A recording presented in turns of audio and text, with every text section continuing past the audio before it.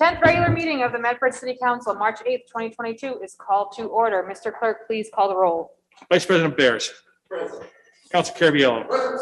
Councilor Collins. Present. Councilor Knight. Present. Councilor Scarpelli. Present. Councilor Sang. Present. President Morrell. Present, 7 present, 0 absent. Please rise and salute the flag. Allegiance to the flag of the United States of America and to the republic for which it stands, one nation, under God, indivisible, with liberty and justice for all.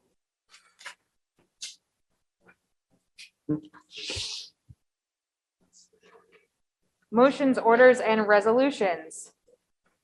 If the councilors don't mind, I can read this from the chair. I'm actually the first resolution, or, hey, you want to come up? All right, come on I up. have no problem with you reading from the chair. Let's Okay. just get this All thing right, great. rolling. We don't need to go through this. 21-577, offered by President Burrell. Be it resolved that the city of Medford, through its city council, raise the maximum income level for clause 41A of MGL, chapter 59, section 5, the senior tax deferral to the amount established annually by the Commissioner of Revenue as to the income limit for single seniors who are not head of household to qualify under the senior circuit breaker.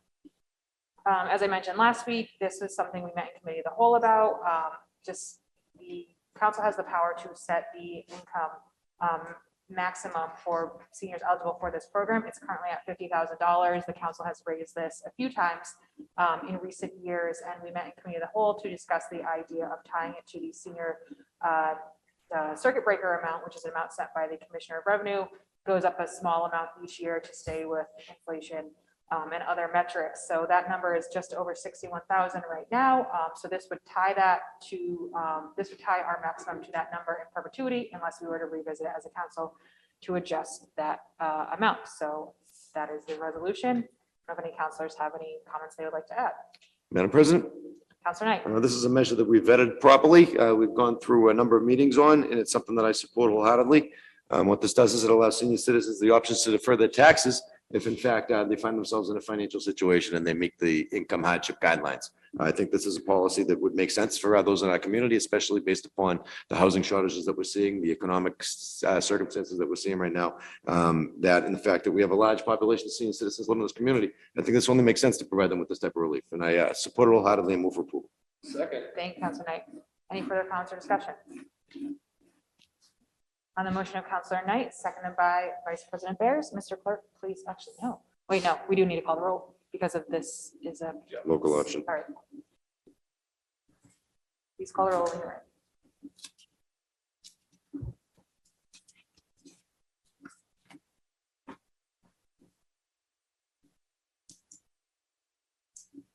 Vice President Bears. Yes. Councilor Caraviello. Yes. Councilor Collins. Yes.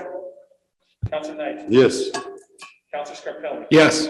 Councilor Sang. Yes. President Morrell. Yes. 7 in the affirmative, 0 in the negative, the motion passes.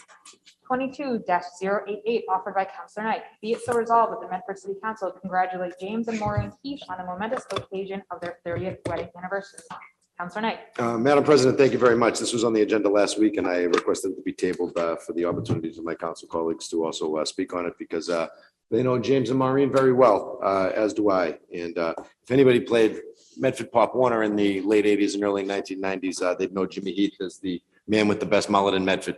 He and Maureen have been married now for 30 years, and Maureen's been an active participant at the St. Francis Mothers Club for a number of years. They've raised 4 beautiful children here in the city of Medford, and they recently celebrated their 30th wedding anniversary. Many of us may know Jimmy from his time down at LeConte Skating Rink, driving the Zamboni, or up at the Field of Dreams, working there as a ticket taker and a security guard. And many of us know Maureen from all her involvement through youth sports, Medford Pop Warner in particular. So with that being said, Madam President, I'd ask that my council colleagues join me in congratulating 2 individuals that displayed the type of community that we here in Medford believe in, James and Maureen Heath, and momentous occasion of 30th anniversary. Thank you, Councilor Knight. Councilor Scarpelli. Thank you for Council Knight to bring this forward. I think that what a fitting couple to make sure that we acknowledge such a momentous occasion, and especially for Maureen. I think to be married to a gentleman like Jim for 30 years, that's just amazing. That's just an amazing feat, and she should be commended. And obviously I joke because Jim's a great guy and does a lot for our community. And these are the type of people that make Medford the great city that we live in today. Just great members, great neighbors, great community members. So congratulations. Thank you. Thank you, Councilor Scarpelli. Councilor Cabrera. Thank you, Madam President. Again, I just want to reiterate that my council, Jimmy and Maureen, long volunteers in the community with the youth, excuse me, youth sports for many years, especially mostly with the Pop Warner. I've been privileged to go away with them on many of the cheerleading trips that we've gone on over the years, and just want to wish them congratulations on their 30th anniversary, and hopefully they'll have 30 more. Thank you, Councilor Carviallo. Any further discussion? On the motion of Councilor Knight. Second. Seconded by Councilor Carviallo. All those in favor? Aye. All those opposed? Motion passes. 22-089, offered by Councilor Knight. Be it so resolved that the Medford City Council congratulate Kevin and Kathleen Finnegan on the momentous occasion of their 20th wedding anniversary. Councilor Knight. Madam President, thank you very much. Many of us know Kevin and Kathleen from Medford Youth Softball and Medford Youth Lacrosse. Kevin was one of the inaugural coaches of the Medford Youth Lacrosse program back in the late 90s. He rose up the ranks to become past president, actually, just giving up the title just a few years ago. And when you're looking for Kevin or Kathleen, you'll probably be able to find him at one of our fields, at one of these practices, softball, lacrosse, sometimes the hockey rink even, imagine that. But they just celebrated their 20th anniversary. The two great people that have dedicated a lot of their time, energy, and commitment to this community, especially in the realm of youth sports and bringing our programs together as volunteers and boards of directors and coaches and the like. So with that being said, Madam President, I'd like to first recognize Kevin Finnegan, who was a senior when I was a freshman in high school, who was very good to me growing up, someone who I've been able to develop a friendship with over the years, and someone I've been able to work with on a number of these initiatives, especially the Medford Youth Lacrosse program. He's someone that's really put his money where his mouth is. He's someone that's always been there to show that his actions speak louder than his words. Man of not much to say, but a lot to do. And he's someone that I admire, and he's a friend of mine. And I certainly wish him and his wife a great anniversary. 20 years is a great achievement, and I congratulate them both. So with that being said, I ask my council colleagues to join me in supporting them this evening in their celebration, and also recognizing the work that they do in this community to make sure that Medford's a place where we can all thrive. Thank you, Councilor Knight. Councilor Scarpelli. Again, thank you, Council Knight, for bringing this forward. I think between the Heaths and the Finnegans, I think that there's a common bond here. Two couples have been married 20 plus years, and also members of our community that are great examples of what backbone of family people are all about, and a good example of how to give back to the community and still maintain such a strong marriage and families. So I congratulate them and wish them happy 20. Thank you. Thank you, Councilor Scarpelli. Any further discussion? On the motion of Councilor Knight, seconded by Vice President Bears. All those in favor? Aye. Aye. All those opposed? The motion passes. Congratulations to the Heaths and the Finnegans. 22-090, offered by Councilor Carviallo. Be it resolved that the City Council reappoint City Messenger Lawrence Leopore for a term expiring on the first Monday of January 2024. Councilor Carviallo. Thank you, Madam President. I think there's something a little bit of housekeeping I think we forgot to do when we all got inaugurated. Larry's been here 28 years, and I think it's time we reappoint him for another couple more years, bring him up to 30. And right, Larry, are you going to accept? Yes. Like I said, Larry's been here a long time, a lot longer than any of us have been here. And well deserved. He does a good job every week, walk up everyone stairs to our house or anything. So motion to reappoint Larry. Madam President, if I could also amend this, sort of falls under our thing, but if you and the clerk, yourself and the clerk could sit down with the mayor and talk about maybe an increase in pay for the young man who does our TV things every year. He's working 2 to 3 nights a week here, and well underpaid for what he does. So under your guidance, and if you, between you and the clerk, you talk to the mayor about seeing about increasing his pay, it'd be really greatly appreciated. So as a B paper. Thank you, Councilor Carviallo.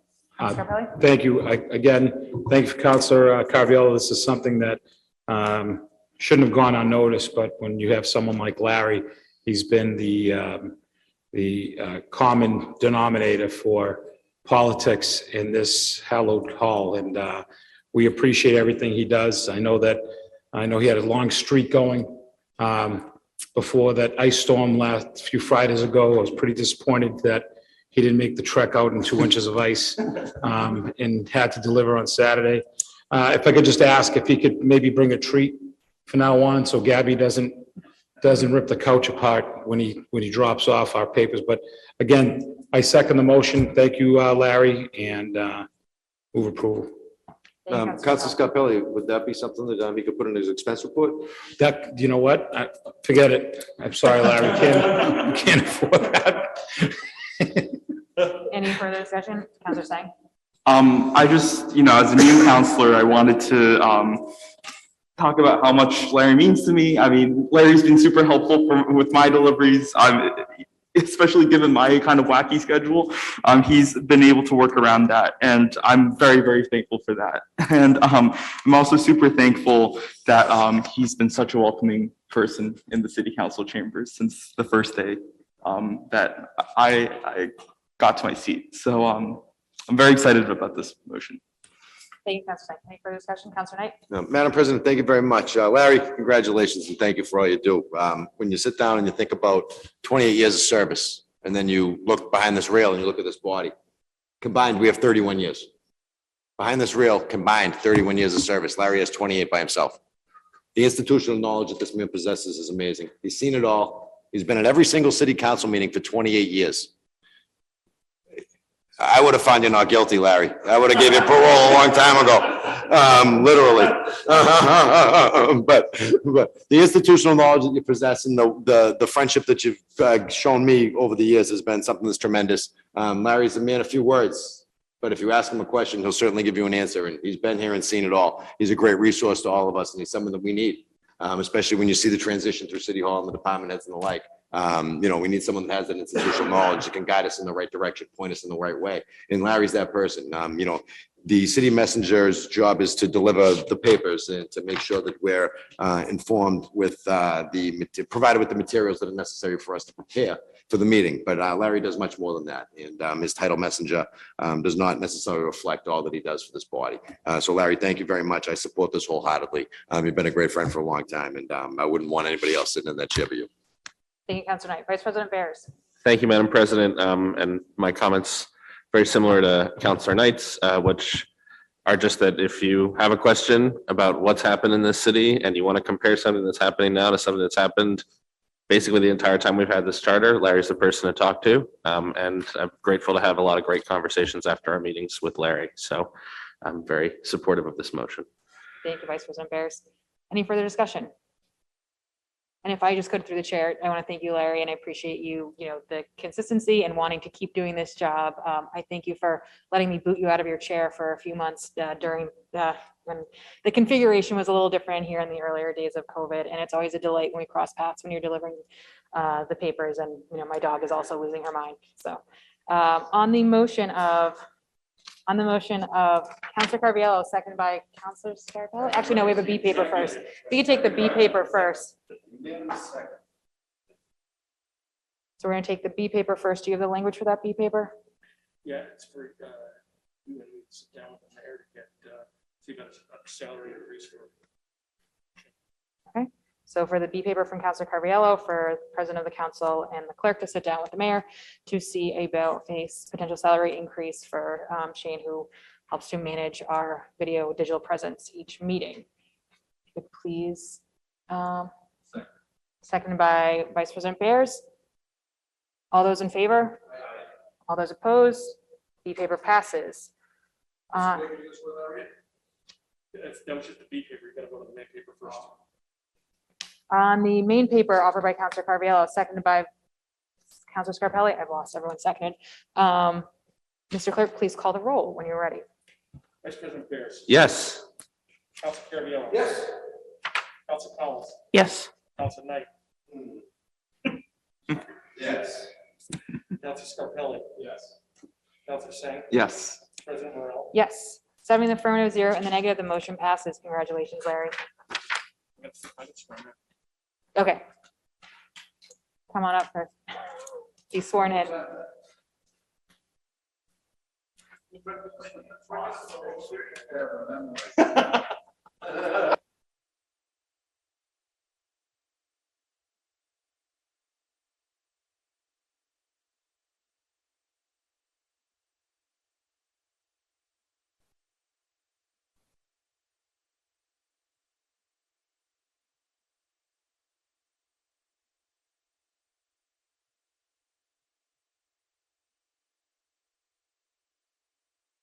All the duties incumbent upon me as Medford City Messenger, according to the best of my ability, and understanding, agreeable to the rules and regulations of the Constitution,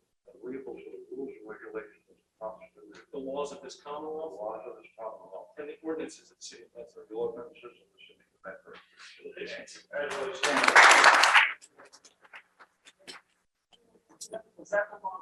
You just married Larry.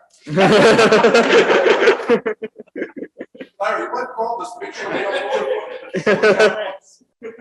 making it hard.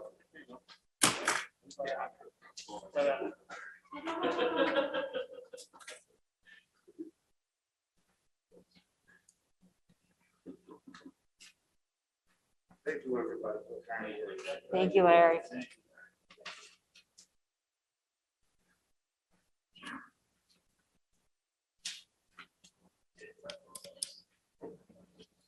All right, you ready? 22-092, offered by Counselor Carviallo. Be it so resolved that the administration start providing information to our residents on where they're able to get assistance with their heat and energy costs, not just fuel oil assistance, but assistance with both gas and electric heat related costs. Be it further resolved that we obtain a report on the cost of the aggregate electric contract compared to National Grid. Counselor Carviallo. Thank you, Madam President. Anybody that owns a home or has to pay for the heat in the house, I think has seen giant increase. And I know in the past, we've had some assistance with fuel oil, but I don't know if anybody's gotten the gas bill lately. Gas bill is through the roof. Electric bill is through the roof. I don't know I know in the past we've had some programs there for fuel assistance. It didn't include gas and electric heat. Again, maybe Alicia Hunt, she's the Energy and Environment Director.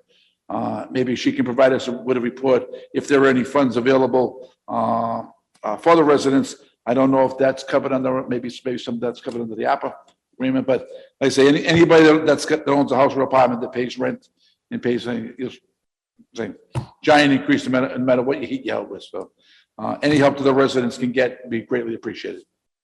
Thank you, Councilor Carviallo. Any further? Councilor Collins. Thank you. And I want to thank Councilor Carviallo for bringing this up tonight. I was interested in this resolution because, over the course of particularly in the past couple of years with the pandemic, from my work in the community, I've heard about different sorts of energy and fuel assistance programs. So I went on the city website to see, what's current, what's available, what's easy to find. And it's not easy to find. So if those fuel assistance programs are available, we should make it really easy for people to find them because, as you note, more and more people are in greater and greater need of them. We should make it easy. We should make it navigable, make it visible. So I'm really interested to hear that update from the administration, not just on what's available, but also on some of the programs that were really broadcasted during the peak of COVID, what's still relevant, and if not, what's taken that place. So looking forward to getting this update from the administration. Thank you. Thank you, Councilor Collins. Any further discussion? And just from the chair, I do know there is at least the state program LIHEAP. My father worked in that area for a very long time. That is one program, LIHEAP. But of course, as Councilor Collins said, as you said, these are things residents should be able to find in one easy space, and especially if there are additional programs beyond the state level programs. And Madam President, and again, for the other part is, we have that agreement with Good Energy. And I'd like to know where we are with how those costs have gone compared to what National Grid is.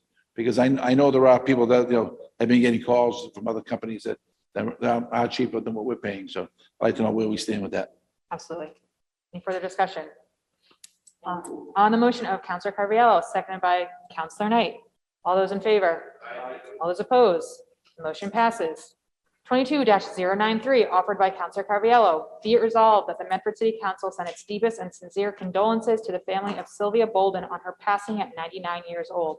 Mrs. Bolden was a 98-year resident of Medford. Her presence in our community will be missed. Counselor Carviallo. Thank you, Madam President. Again, Mrs. Bolden, fixture in the community, 98 years here. I mean, how many people get to say that they lived here for 98 years? And if people don't know the Bolden family, her daughter is very instrumental with the Hoops of Dream project that Council Scott Pelley is involved with down at Ducker Park. So if we could just send their condolences to her family on her passing. Thank you, Counselor Carviallo. Counselor Scarpelli. Thank you, Madam President. Council Carviallo brings forward the Bolden family. Backbone of our community. People that are Always giving back and definitely be missed, and send our condolences to the Bolden family. Thank you. Thank you, Counselor Scarpelli. Any further discussion? On the motion of Counselor Carviallo, seconded by Second. Counselor Scarpelli. All those in favor? Aye. Aye. Those opposed, please rise for a moment of silence.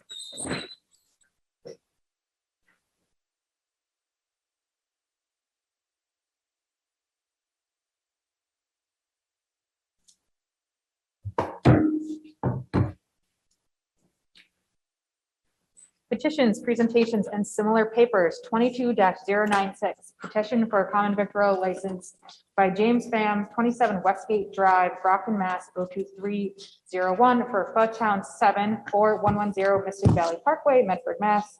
02155. On file, business certificate number 117, Building Department, Fire Department, Police, Traffic Impact, Health Department, Letter of Compliance, State Tax ID, Workman's Compensation, Petition, and Treasurer. Chair of licensing, Councilor Scarpelli. Thank you, Madam President. If the petitioner come on up.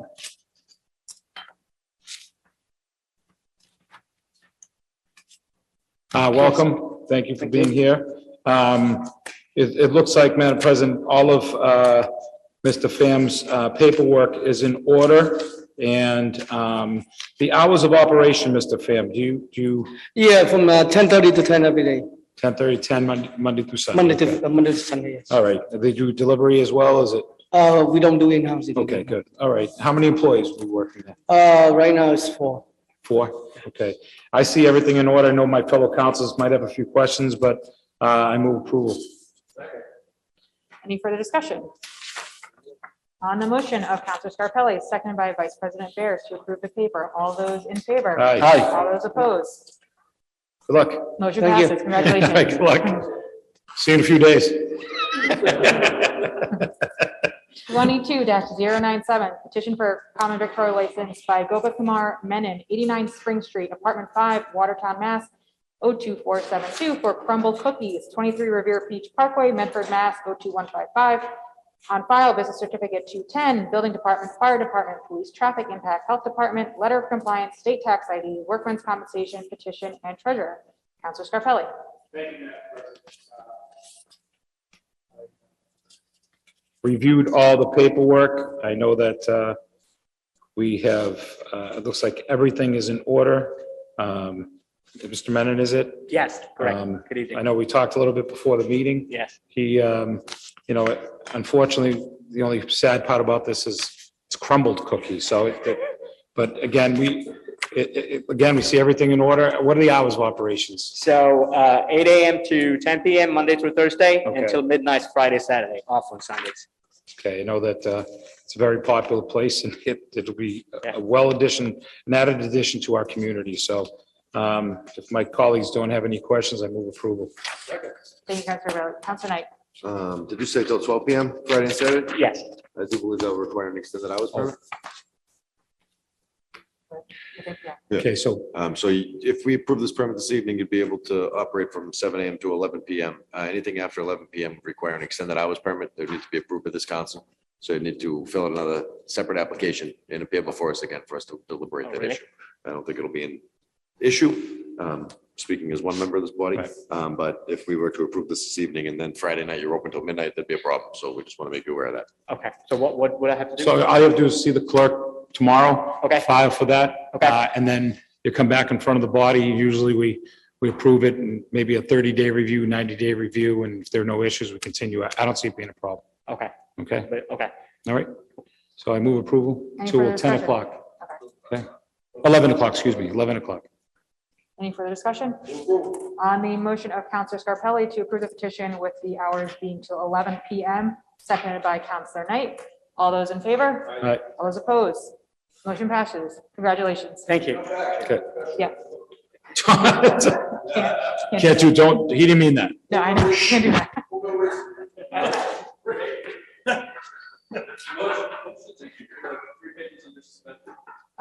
Motion by Counselor, Vice President Barrett to take the 3 papers under suspension. Second by Counselor Singh. All those in favor? All those opposed? Motion passes. We have these 3 papers. Great. I do, thank you. I know. Let's try on. Under suspension, 22-098, congratulations to the Chamber of Commerce Citizens of the Year for the years of 2020, 2021, and 2022. Offered by Counselor Carviallo. Oh, I see. Thank you, Madam President. I can read the whole paper, sorry. Offered under suspension by Counselor Carviallo. Be it so resolved that Medford City Council commend and congratulate the Medford Chamber of Commerce on the selection of the 2020, 2021, and 2022 Citizens of the Year. Medford's first responders, Sam Tarabelsi and Vinnie Fertura. Thank you, Madam President. Thank you to the Chamber of Commerce has their usual banquet for the Citizen of the Year. You know, due to the pandemic, they haven't had it for the last 2 years. So they are planning to having it again this year in great selections for the Citizens of the Year. I don't know if anybody knows how they get elected, but it's sent out to the community and people send in nominations to the chamber for people who they feel are worthy, and they get voted on by the past citizens of the year. So that's something about Memphis First Responders was their first choice, and I think that's everybody knows what a great job they did during the pandemic. Sam Tarabelsi from Lawrence Memorial and Hallmark Health. Sam, you couldn't ask for a better person than Sam. Sam has kept the hospital prevalent in this community for many years. Without Sam, there'd be no Lawrence Memorial or anything to do with it. And Sam is there. He's a member of the Chamber of Commerce. Kiwanis Sim. Okay. Many people think Sam even lives in Medford because he's here so much. But Sam's a great guy. Vinnie Fertura. Yeah. Vinnie Fertura. Member of the Rotary. There isn't anything anybody needs. They don't run to Vinnie for. And Vinnie's the first guy to help anybody on the community. Good family. Again, all well deserved. And just want to congratulate all 3 of them. Thank you, Counselor Carviallo. Any further discussion? On the motion of Counselor Carviallo, seconded by Counselor Knight. All those in favor? Aye. All those opposed? The motion passes. 22-099, offered under suspension by Counselor Knight. Be it so resolved that the Medford City Council extend its deep and sincere condolences on the family of Trooper Tamar Bucci and her extended family at the Massachusetts State Police Wellington Barracks on her recent passing. Counselor Knight. Madam President, thank you very much. If any of us have been paying attention to the recent ongoings and current events here in the community, just recently, one of our state troopers from the Wellington Barracks was critically injured in a motor vehicle accident on Route 93, Trooper Tamar Bucci. Her services are actually being held this evening up at, I believe, St. Anthony's Church in Revere, Mass. But Trooper Bucci was a 34-year-old state trooper who was relatively new on the job. She had a career prior life working over at Encore Casino as a security specialist over there with a number of Medford residents that I know very well, including Arthur Simmons and Jason Law, for example, who called me to express their concern over the circumstances surrounding this terrible accident. Her life was taken well too short due to a preventable motor vehicle accident. I think it's all too common that we see the way that people drive on the roadways, the condition of our roads, the circumstances that led to this event show that a lot of it has to do less with driver training and less with driver responsibility than it does with actual design. And we sat here last week, we talked about Vision Zero. We talked about using design to make our roads safer because sometimes there's just nothing we can do to prevent an accident. And when you hear about the circumstances surrounding this incident, I think it's safe to say that the truck driver was not necessarily at fault, and this was an accident that just occurred, and it was really something that was almost preventable, unpreventable. But to lose a trooper at age 34 years with so much potential and so much life ahead of her is something that's very sad. She suited up every day to make sure that this community was safe. She was stationed right here in our city, and she responded to the calls that we all make. And I think that it's very important for us to recognize the sacrifices that she's made and the sacrifices that her family have made through her service. So with that being said, I ask that my council colleagues support this resolution and extending our condolences to the family of Tamara Rucci, not only her personal family, but also her extended family at the Massachusetts State Police Barracks in Wellington, sir. Thank you, Councilor Knight. Vice President Bears. Thank you, Madam President, and thank you, Councilor Knight, for bringing this forward. You took the words right out of my mouth. I was going to mention the circumstances here and, Vision Zero in design, and I think too often we hear tragic and unfortunate when it comes to something like this, when it really should be, how can we change the conditions of our roads to make sure that this doesn't happen? And that's a personal issue to me. So thank you for bringing this forward. Thank you, Vice President Bears. Any further discussion? On the motion of Councilor Knight, seconded by Councilor Carviallo, all those in favor? All those opposed, the motion passes. Please rise for a moment of silence.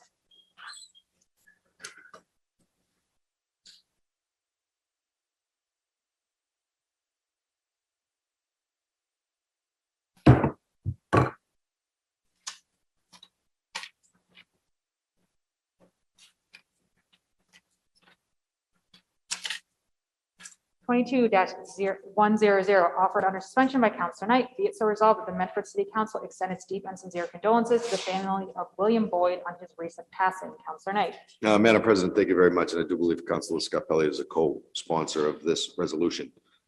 Just recently, Mr. Boyd passed away. He was someone who lived in the city of Medford for, got to be 70 years. Was a military veteran and just an all-around good person. His son Buzzer and I are very close friends. His son Billy was just elected not too long ago to the New Hampshire State Legislature, and this city council had honored him on this achievement as a Medford high school graduate getting elected to the New Hampshire State Legislature. So as you can tell, he's a proud father who raised a good family of public servants. He, as I said, was a veteran, as was his son Buzzer after him. And recently he passed away. He will be sadly missed. Mr. Boyd was quite a character.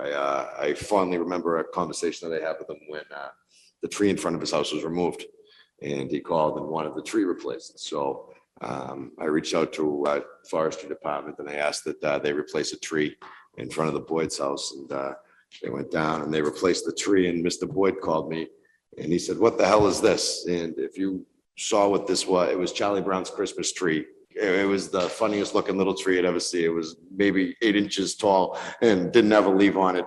And me and Mr. Boyd just laughed and laughed and laughed. It was one of the funniest things that this happened to me in government service. You know, when you call and you ask for them to plant a tree and the gentleman says, "The tree's coming," and we're all excited about the tree coming. And then there it is. You know what I mean? It's a little twig sticking out of the ground. We didn't know whether we were supposed to water it or pull it out. It was a really funny circumstance. And he and I laughed about it. He and his son and I laughed about it as well. But just a great person. Take it from us, well, far too soon. Many of us that live in the Salem Street area would see him driving around in his beautiful Corvette. And that's when we know that Mr. Boyd was out and about. But with that being said, I'd just like to ask my council colleagues to extend a note of condolence to the family for a United States military veteran who's served our country and served this community so well. He's raised 2 civic-minded children. And Buzzer and Billy, one's a state rep, the other one's a veterans advocate up at Post 45. And they've both done great things for this community as well as their father. So with that being said, I ask my council colleagues to join me in this resolution. Thank you, Councilor Knight. Councilor Scarpelli. Thank you. And sad day. Mr. Boyd was a true hero, a veteran, someone who loved Medford. Mr. and Mrs. Boyd had 2 children, and they raised them to love the city of Medford and love their country. And that's one thing, if you know Buzzer and you know Billy, that's what they're all about. Billy and I were classmates at Medford High School in class of '87, and nobody could tell Billy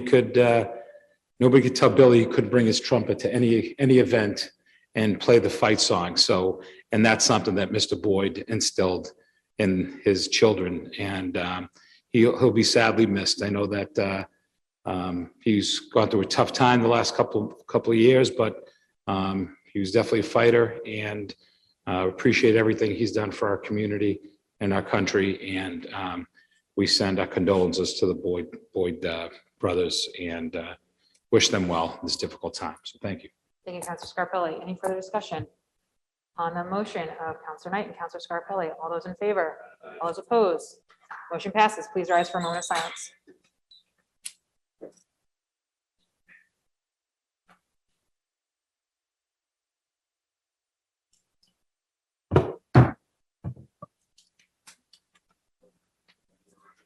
On the motion of Vice President Barris to revert to the regular order of business, seconded by Counselor Singh. All those in favor? Aye. All those opposed? Motion passes. Communications from the mayor, 22-094, March 3rd, 2022. To the Honorable President and members of the Medford City Council regarding the American Rescue Plan Act, ARPA. Dear President Morrell and members of the City Council, I respectfully request that your honorable body allocate time for a presentation on the topic of the American Rescue Plan Act, ARPA, to allow our federal funds manager, Molly Kibbe, the time to present to the council. Thank you for your kind attention to this matter. Sincerely, Brianna Longo-Kern, Mayor.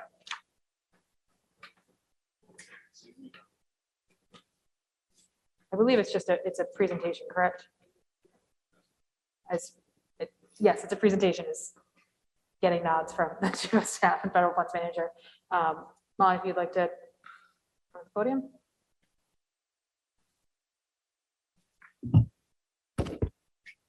Thank you for this time, Madam President, and fellow city councilors. At this time, I will share my screen. Yeah, if you could just share name and address for the record as well. City Hall is fine. City Hall address. Just name and address for the record. My name is Molly Kibbe, and my address is, You can give your City Hall address. oh, You can give your City Hall address. It doesn't. 308. I think that's true. Yeah. Yes. Okay. Yes. There. Okay. See. Yeah.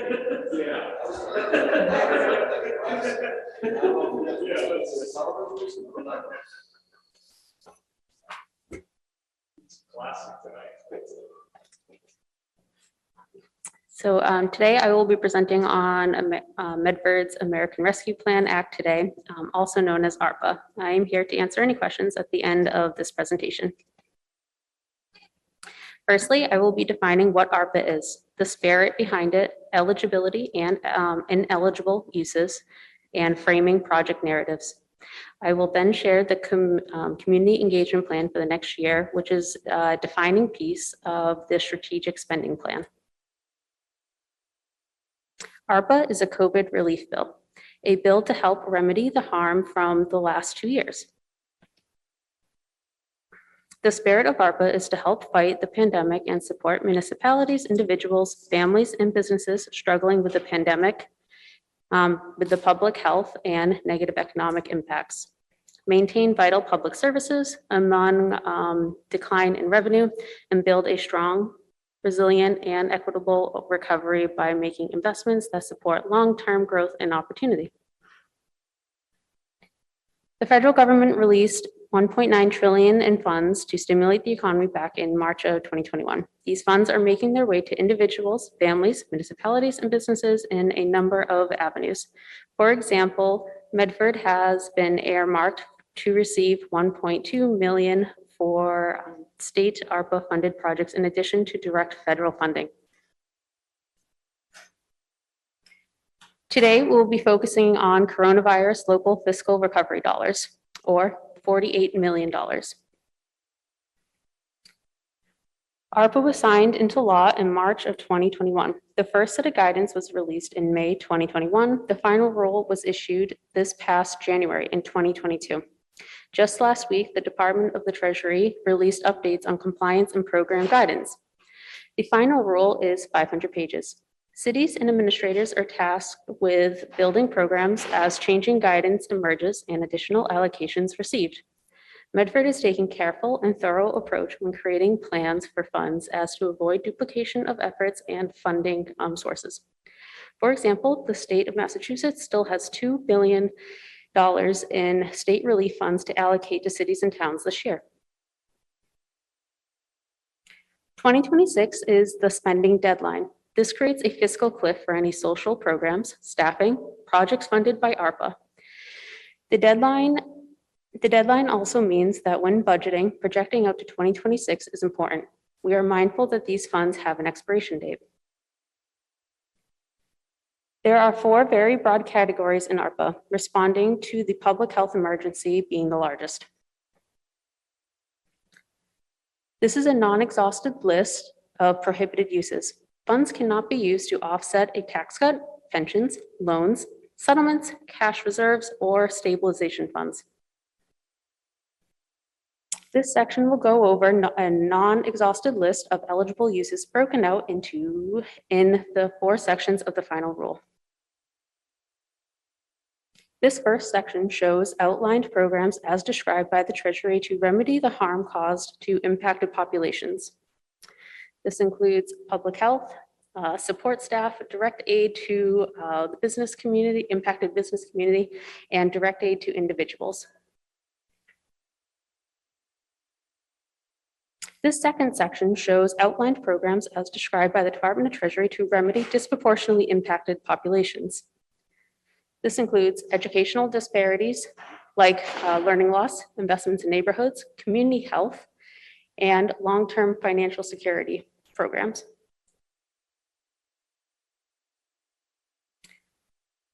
This slide shows compliance isn't necessarily about the program idea. It is first and foremost about identifying the public health or economic impact caused or exacerbated by the pandemic. Then, after identifying the harm, identifying the individual, population, or business as an impacted group or disproportionately impacted group. Then using a program from the Treasury's guidance to remedy that harm. Knowing whether a group is impacted or disproportionately impacted either narrows or expands the programs available.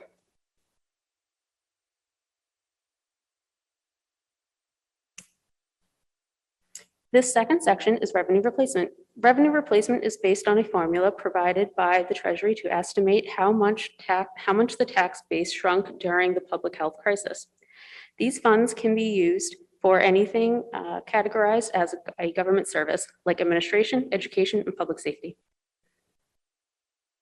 Premium pay is the third section. Premium pay, also known as low-income essential worker pay, these funds are designated as an economic remedy for people who do not earn a living wage, a population who were specifically harmed by the public health crisis. Fortunately, the state is using $500 million of its ARPA funds to fund low-income essential employee pay. This takes away the administrative burden on municipalities and is best fit for the state to handle because cities and towns do not have access to tax data needed to identify these individuals. I would like to take this opportunity to announce that the state is issuing $500 checks starting this March. For example, an individual making $38,000 will receive a check, and a family of 4 making $78,000 or less will be receiving a check. To learn more, please follow the link on the slide. And slides will be posted on medford/arpa.org. The fourth and final section is infrastructure, particularly water, sewer, and broadband. The federal government believes that communities having access to clean water and information are essential to healthy communities. Funds can be used for construction, subsidies, grants, and classes. Community engagement is an important component to the information gathering step for the strategic ARPA implementation. The purpose is to develop base knowledge for all stakeholders, try to engage all populations, explore community priorities, and share data with all stakeholders. Activities will focus on sharing where emergency spending is going and creating accessible activities for residents to share their values. In an effort to bring equity to this process, Medford will focus on creating community relationships as to reach as many Medford residents as possible, offer translated materials, de-technicalized language, and share information through a number of sources. Types of communication that will be used on the website will be the Medford government website, Medford community media, City Hall Department email list and newsletters, public spaces, the phone, social media, and in-person interactions. Specific activities for community engagement include community survey, community meetings, and an outreach series. Medford plans on releasing a multilingual survey this spring, conduct an outreach series over the summer, close the survey in the fall, and have analysis out in the winter. The project selection process starting in 2023.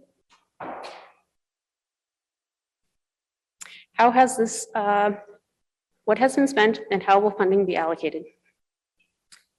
Currently, COVID testing, specifically rapid tests, are available to vulnerable populations distributed at West Medford Community Center, the Senior Center, and Medford Housing Authority. COVID mitigation, like computers for work from home and COVID-safe water filling stations for students. Next, funding has been spent on community outreach workers, also on wastewater construction at James, Swam, Goldsmith, and Main Street, and finally, the lead rebate program. 4 elements are crucial when planning spending objectives. 1, public feedback and values. 2, emergency needs. 3, project readiness. And 4, understanding previous priorities identified in earlier processes. For example, priorities identified in the Capital Improvement Report, Medford Comprehensive Plan, and the Medford Climate Report. All of these and more can be found at medford/arpa.org. This is a visualization on how feedback from the public will be used. So feedback mixed with emergency needs, department priorities, and previous plans will all be mixed together. Then we'll check for project readiness. And if it's ready, then that will be funded.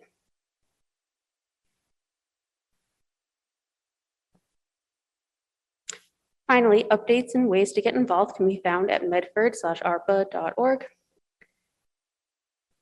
In conclusion, here are some projects that have been shared by local and similar cities to Medford. The money has not started flowing yet for many of these projects. Setting up these programs are taking municipalities a lot of time as we figure out capacity issues, operational procedures, and learn updated Treasury guidance. These projects exemplify a mix between direct aid, government service improvements, and business supports. I will stop sharing my screen now, but I am available for questions. Thank you, Madam President. Well, thank you for the presentation. A couple of questions. Yes. I saw something about pay-to-go projects. What would be considered a pay-to-go project? Pay-go project. That means that a loan has not been taken out to fund that project. So it's a project that we are literally paying for it as it's being. Can you give me an completed. example of something that you would be considering? Construction. Construction of, So currently there is a wastewater project that is happening at Swam, Goldsmith, and Maine, and that is a pay-go project. okay. And the essential workers under the premium pay program there, how are we going to identify those workers? I mean, do you have to live in Medford or just work in Medford? We are still looking over the guidance on essential employee pay, essential worker pay. Now, does that cover private business employees also? Private businesses, I mean, Yeah. like if you work at Stop and Shop or, is that considered? It does include private sector. Oh, it does.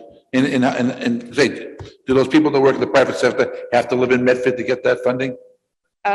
So if it's Medford funded, yes. If it's a Medford company, but what if they don't live in Medford? Are they eligible? Oh, I still need to. look Are they into the guidance on eligible for that. the funds or is it just regulated to people that work in Medford businesses that live in Medford? I will definitely consult with our consultants on that and check out the guidance. Thank you. Thank you. Thanks for the presentation, Molly.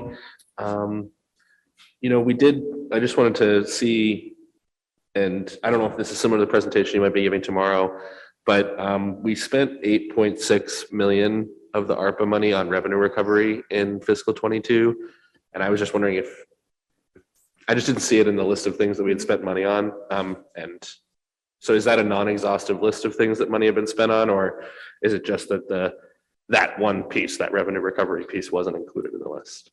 Yeah, I think that's a relatively fair statement. It's just a non-exhaustive list because the revenue replacement aspect just wasn't the same scale as the other items that were being presented, but Yeah. certainly the 8.6. Yeah, great. I just, I think people are going to be surprised when they see, looking at the revenue replacement formula from the final rule, just how much revenue we lost and just how much of the 48 million is probably going to end up in a revenue replacement fund. And I think that that might be a good thing to let people know, we see 48 million, people think all our problems are solved. If we end up spending 32 million of that on revenue replacement, then the pool for the PAYGO programs is much smaller. So that's just my one piece of feedback, but thank you for the presentation. Thank you. Thank you, Council President, and thank you, Molly, for being here tonight. And the question I have is, I work in a municipality and I work as the acting director of recreation. And one thing we're seeing is a huge gap with parents going back to work and being home that had young children that had coverage. Now that moving out, and you have both parents with two-family house that children left without assistance after school, and something that we're working on in my community that I'm working in, but something that I know that the Director of Recreation, Kevin, is working right now with one of the phone calls, a bunch of phone calls we've received about the same issue, which is the voucher, the families that have voucher programs are being accepted into after-school programs. And then you have the families that have funding to pay the expensive fees for an after-school program. And what's left now is a huge gap of families that really never needed after-school care. And we're seeing a huge disparity now. And I'll be working closely with the director and working with him and sharing some of our ideas. I know that in my community where I'm working, we're actually taking over an after-school program for low-income middle school boys and girls, and we're hoping to use the ARPA money to assist us with those gaps. So the question I have, would that be something that the parents and the director could come to the body and ask for assistance? Does that fall into the category here in Medford? Is that something that we're looking at as you see these concerns that we're seeing in these gaps now?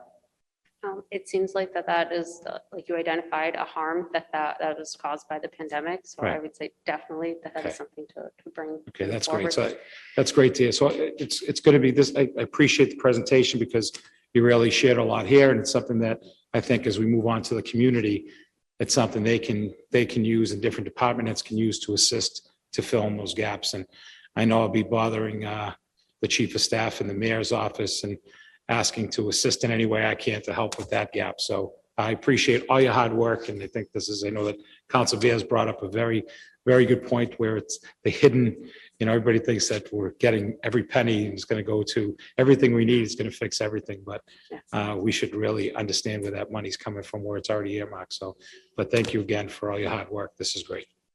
I will just mention as a caveat with any of these programs, there will be, we need to set like income eligibility requirements, Right. and there is data that needs to be reported to the Department of Treasury to keep it all compliant. So it isn't always straightforward, but that is definitely like a harm or an impact that can be remedied through these funds. And I'm sure that's easy to do. Thank you.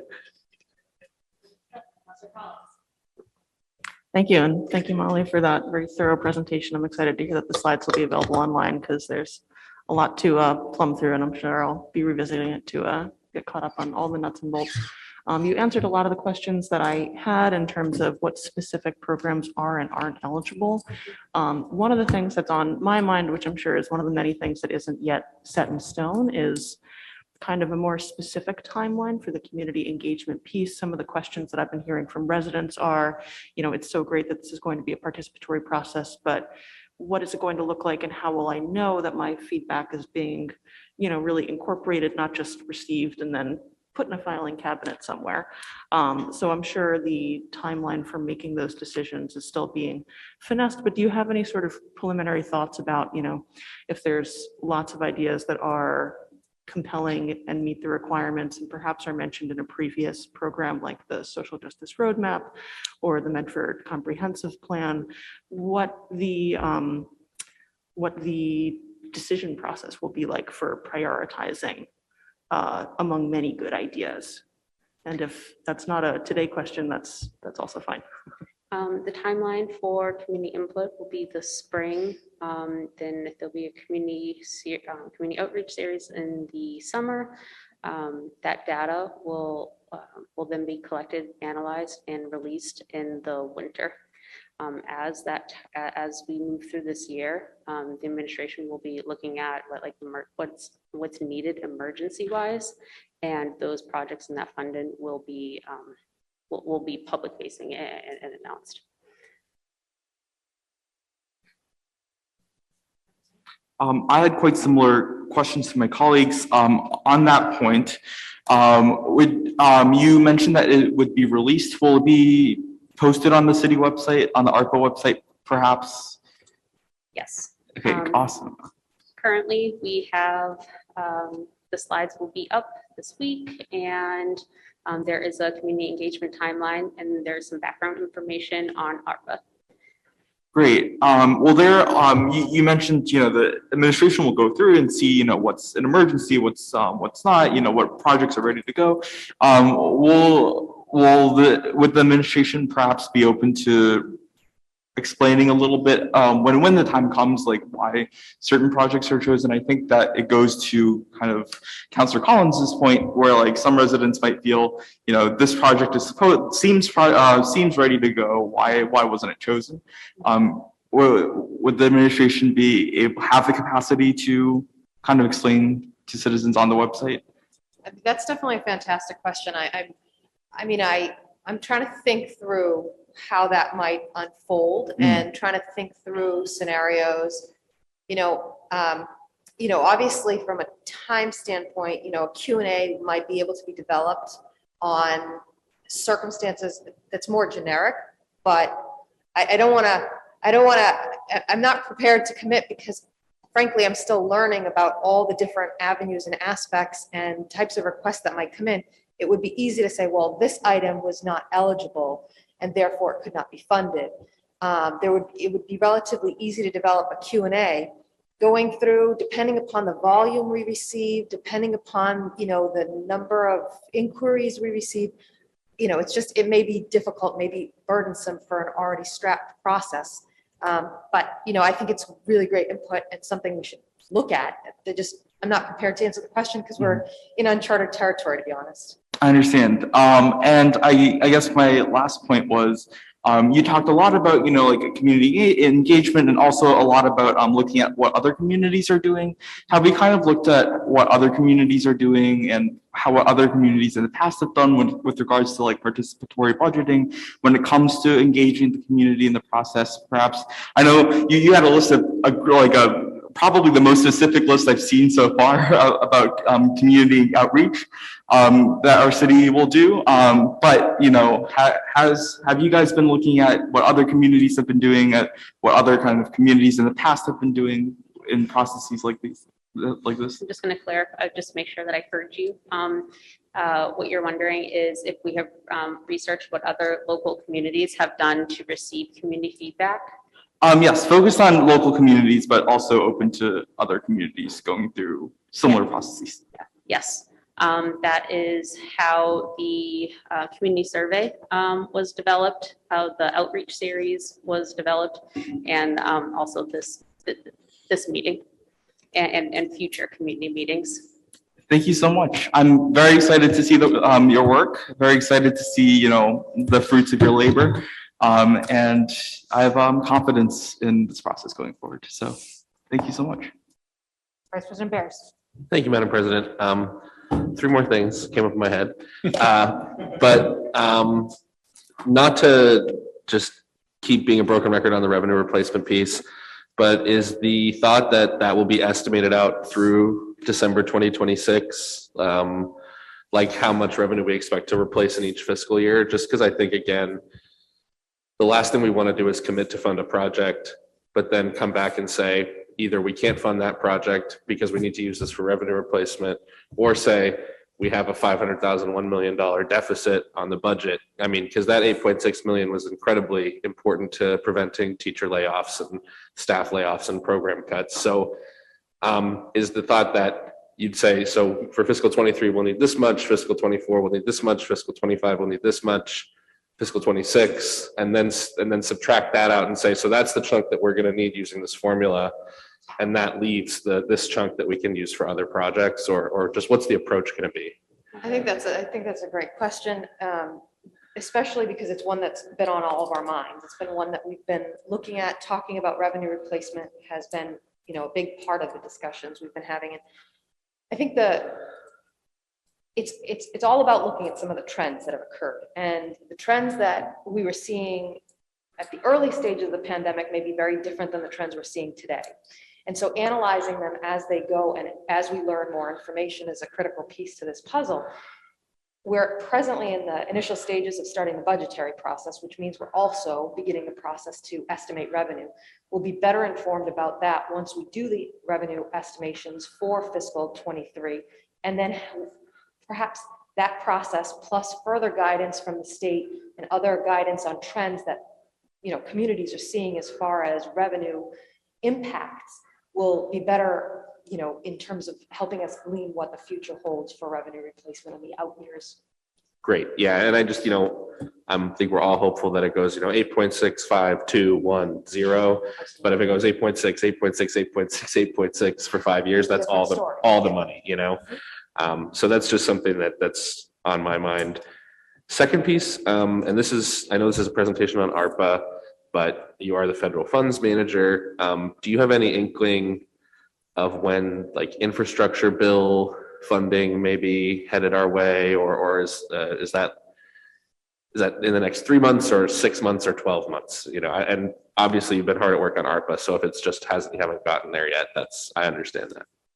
I have not gotten to read the infrastructure bill yet. Okay, gotcha. And then last thing, it's a very specific comment, but again, if you're going to use this presentation going forward and post it on the website, at least I personally, and I think other people may have a visceral reaction to the funnel diagram. Just from a total design standpoint, maybe look at circles with plus signs between them instead of the funnel, because I think people might see the funnel as a wastebasket. It's just totally random thought, but it just came to my head immediately. I understood what your intent was, but I think other people, for whatever reason, may see it differently. Thank you for that feedback. Thank you. Thank you, Vice President Barris. Councilor Singh. This is a question that popped into my mind while Councilor Barris is talking, because I think it's tied to this idea of economics at a greater level, but obviously inflation is something that's on everyone's mind right now. There's, inflation is the Fed's job. We can't do anything, but we can, economists have said that perhaps there are ways that we could alleviate some inflationary pressures. Does this city have a sense of what areas are workable in terms of, what we can do about relieving some of those inflationary pressures with regards to funds like these? Or would the city be able to study this going forward with an eye on, of course, not exacerbating the inflation problem? I defer to Molly as to guidance on ARPA relating to inflation. One thing I wanted to comment on the topic of inflation in general or shortages, whether that's labor shortages or other shortages that are out there, is we're definitely seeing an increase in bidding numbers that the city is putting out. And that's being seen by all communities. So it's just something to mention while we're on the topic. And then I defer to Molly on guidance if there is any that she's come across as far as inflation and trying to address those issues. There is no guidance on inflation within the final rule or through the Department of Treasury with ARPA. But if we do see a harm or an impact that has happened due to COVID, then direct aid to businesses or individuals, that is a program that can be developed. Vice President Barris. I think we should ask the state to cap inflation at 2.5%, just like they cap our ability to address inflation at 2.5%. Any further discussion? I'll sign on to that resolution. I just have a few questions. Thank you again, Molly. So you mentioned the $500 tax coming from the state level. That's different than the premium worker pay? Or that's the same thing or? It's under the same ARPA umbrella. The state has a bucket of state fiscal recovery funds, and then each municipality has gotten a bucket. So the state has chosen to take 500 million of the state ARPA funds and distribute that to low income individuals throughout Massachusetts. Okay. The- And those individuals receiving that wouldn't preclude them from receiving the premium pay. Okay. Want to make sure. I guess that's the only, and the state earmarks, those are set by the legislature. Those earmarks, that wasn't something that, okay. Yes, one batch has been set by the legislature in chapter 102. The city is currently in the process of working with the state to get those earmark funds in-house. There will be, the state is currently working on the next round. So there will be future earmarks. And where can people find out about what that money has been set for? It's a great question. I know that I have not published it anywhere, so I do not have an answer for that. Okay. And then I did have one, I saw the website to submit feedback. I've already had residents email me some just feedback as far as fund spending. Is that something we should just send to you if we're getting emails? Yes. Okay, great. A point of information on the earmarks, you could download the PDF. I think there's actually something on the state website on mass.gov that shows the earmarks in the ARPA bill, and you can search by city. Great. Thank you, Vice President Barris. Councilor Singh.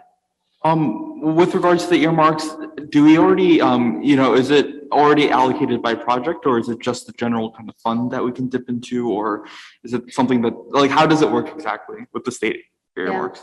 It is by project. Okay, cool. So has the city government been communicating with the state kind of reps to see how we're spending that? That is that is what is in the works to get those earmark funds in-house. The town needs to communicate with the state, like the plans for the project, to be able to be eligible to receive that grant. I see. Thank you. If I may, just President Barris. another point of information, just as the bill was under consideration, I was in communication with state representatives and Senator Jalen, sending different ideas that I thought would be useful. But I think as they consider another ARPA bill, and I'm sure that the mayor's office was similarly in communication, when they consider the other bill on the other $2 billion, I think it would be useful for all members of city government to communicate any interests or priorities to them. So we got some good stuff in there. Duggar Park is getting a bunch of money, trees and stump replacement funding. I think there's a set aside for us to, it's not enough to actually do the project, but some money set aside for the South Street and Main Street intersection reconstruction project. There's a couple other ones that I don't remember. Thank you, Vice President Barris. Any further discussion? Approval. Do we want to, is it move approval or receive and place on file? Receive, place on file. Second. On the motion of Councilor Scarpelli to receive and place on file, second by Vice President Barris. All those in favor? Aye. All those opposed? The motion passes. Thank you. Molly. Thank you. Appreciate it. Thank you. Thank you. Thank you very much. I believe we need to accept the committee report before we. Yes, sorry, motion to suspend the rules to take committee reports. Motion by Vice President Barris to suspend the rules to take the committee reports, seconded by Second. Councilor Scarpelli. All those in favor? Aye. All those opposed, motion passes. Reports of committees 22-073, March 1st, 2022, Committee of the Whole report. This is the meeting on the Charter Review Commission due to some absences related to family medical issues. We convened the meeting just to let everyone know that we'll be meeting at a later date to have the further discussion. Right now, that meeting is set for Wednesday, March 16th at 5 p.m. If I can, Madam President. Of course, Councilor Scarpelli. Thank you. I know that I unfortunately missed it, and I appreciate the understanding from my fellow counselors. Unfortunately, my son was injured while at school in Maine, and I was on call to pick him up. They wanted him off campus. He's fine, thank God. There's no issues, but it was something that was unexpected. And again, we love Netflix social media, but we got beaten up pretty good about it. But I appreciate your comments, Madam President. And just so everybody knows, family does come first in this council's view in life. So if I hurt anybody's feelings for the situation that I went through with my child, I truly feel for those people that didn't understand the situation. So, pretty disgusted in that. So thank you very much. And thank you for my colleagues for understanding. Thank you, Councilor Fairley. I think we're all glad to hear your son is Thank you. doing well. Vice President Barris. And thank you, Madam President. Just if I may, I chaired that meeting and I tried to make it very clear to the public Yeah, I that these were urgent family and medical issues. So any misinterpretation, It wasn't y'all's fault. No, I know. but I it was- appreciate it. the Thank goal you. was to keep everyone in the loop, not to put anyone on the spot. Thank you. Do I have a motion to approve on the motion of Vice President Barris to approve the committee report, seconded by Councilor Scarpelli? All those in favor? All those opposed? The motion passes. 22-091, March 2nd, 2022, Committee of the Whole report. So this Committee of the Whole was on the CPA recommendations. This round, we went over a number of papers that people who petitioned, as well as Daniel Evans presented on these papers. We discussed each individually, and they are coming up next on the agenda.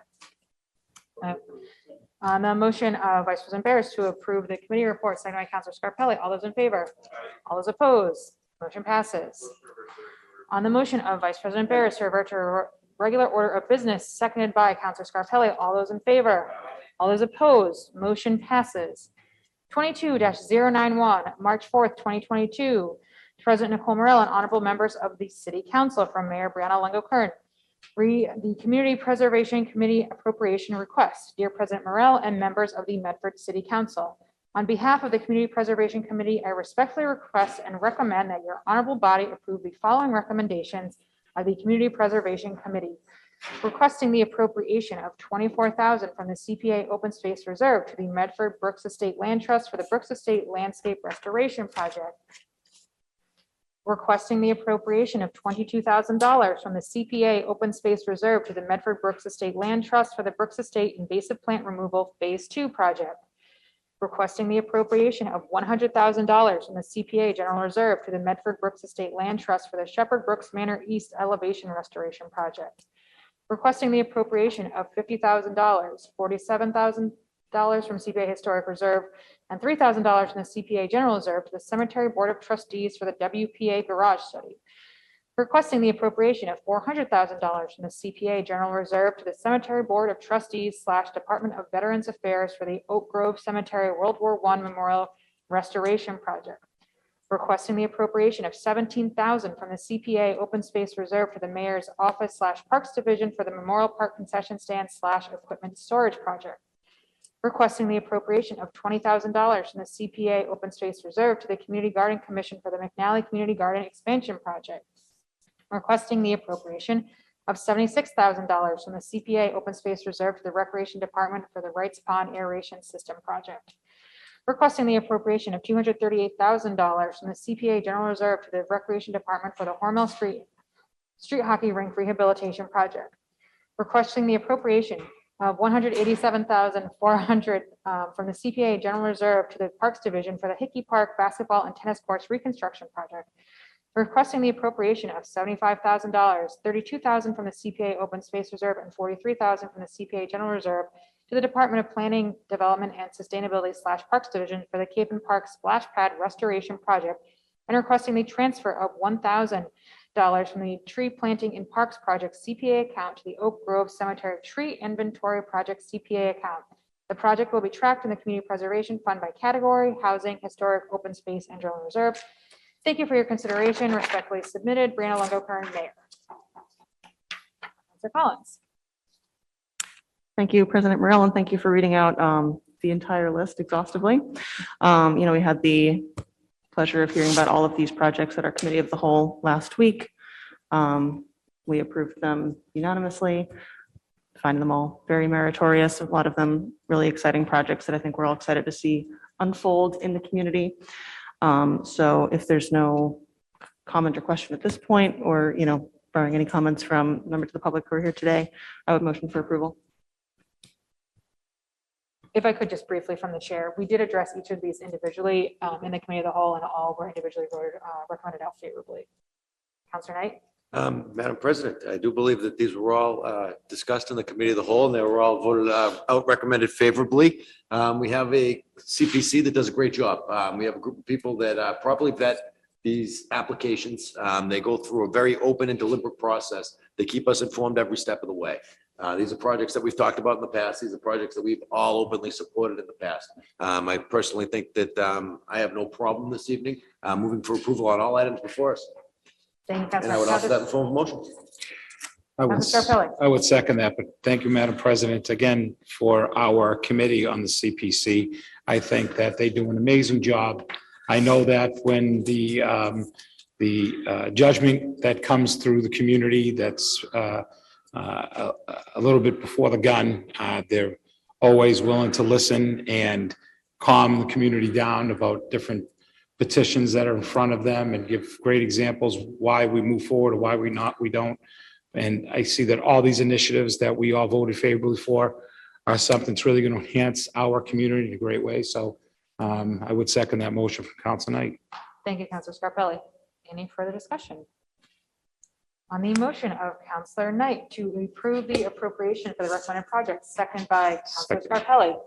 Mr. Clerk, will you please call the roll? Vice President Bears. Yes. Counselor Carviallo. Counselor Collins. Yes. Counselor Knight. Yes. Counselor Scarpelli. Yes. Counselor Singh. Yes. President Morrell. Yes. 7 in the affirmative, 0 in the negative, the motion passes. Public participation. Is there anyone in the chambers or online who would like to speak? I see Mr. Giglio. Mr. Giglio, name and address for the record, please. Hi, it's Bill Giglio, Winthrop Street. Hello, Council. I'm calling tonight in regards to the newly hired Diversity, Equity, and Inclusion Director. I promise I will not use any names. It was reported by several local news sites that this individual was just recently let go by the Commonwealth of Massachusetts, where they held a very similar job they do here in Medford. According to these reports, allegedly, the reason being was that they were fraudulently giving many people who work for the state vaccine exempt statuses during a major pandemic, where vaccines are mandatory in order to work at the state and also here in Medford as an employee. To me, this seems a little extremely dangerous and very irresponsible. So my question is, we have seen longtime city employees let go, told to resign, or suspended in order to mental health evaluations. And where it was also noted in the paper that there were several other amazing applicants. Why was this particular person hired? And is this a concern of any of you? Thank you. Thank you, Mr. Giglio. Personnel falls under the powers of the mayor. Thank you very much. Thank you.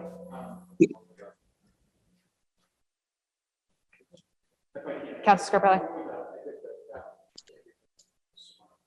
Sure, of course. Anyone else for public participation? Seeing none. Records. The tabled records of the meeting of February 22nd, 2022 were passed to Councilor Knight. Councilor Knight, how did you find them? Found them in disarray. This week, I find them in array, and I would move for approval. On the motion of Councilor Knight, seconded by Vice President Bears, all those in favor? All those opposed, motion passes. The records of the meeting of March 1st, 2022 were passed to Councilor Scarpelli. Councilor Scarpelli, how did you find them? I found them in order, move approval. On the motion of Councilor Scarpelli, second by Vice President Bears, all those in favor? All those opposed, the motion passes. Before we adjourn, Councilor Scarpelli. then Vice Thank you, President Madam President, to indulge me just for a quick moment. A few weeks ago, we had a horrible car accident on Harvard Street, and a young lady, Brooke Roselli, was injured and is going to go through a very difficult time moving forward. And I know that the community has really supported the Roselli family and helped in every way possible. And I know they're very appreciative, but I know the community is putting together a night for Brooke to help with any of the facilities that might be needed as she comes home, hopefully soon.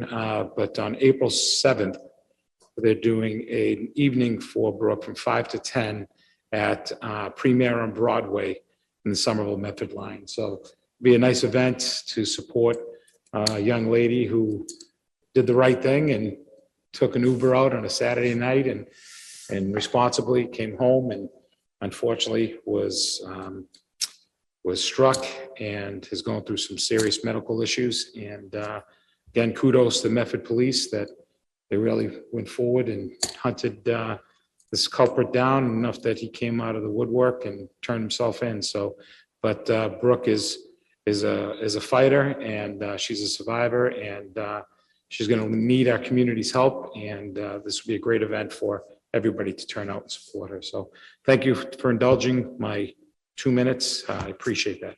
Thank you, Counselor Scarpelli. Anything else from the council? Also adjourn. On the motion of Counselor Scarpelli to adjourn, second by Vice President Bears. All those in favor? All those opposed? The meeting is adjourned.